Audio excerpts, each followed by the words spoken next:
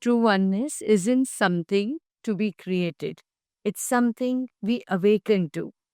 Efforts to build it often lead to more labels, more lines, more separation.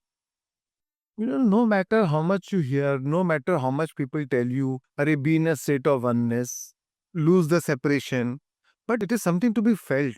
It's a realization. It is something to awaken to.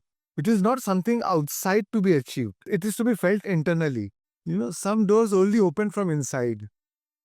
कुछ दरवाजे अंदर से ही खुलते हैं. Oneness वाली feeling जो है, जो वननेस का अनुभव है, वो अंदर झांकने से आएगी.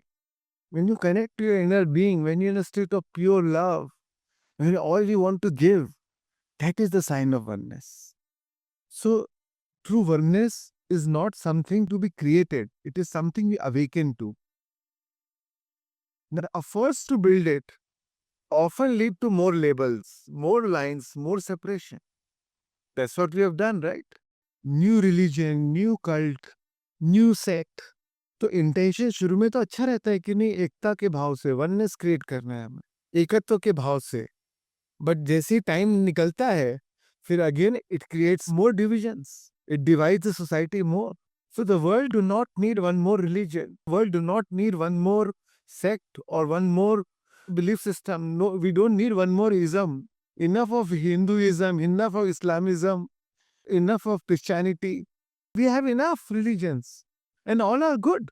There are enough religions to choose from. But what the world needs is truth. And the truth, it is something to be experienced. Right? That pure consciousness, something to be experienced. And then the outcome is feeling of oneness. Because that is the reality. When all the illusions drop, then you experience oneness. But creating another religion, another sect, another thing is like, you're building one more illusion to get out of the illusion.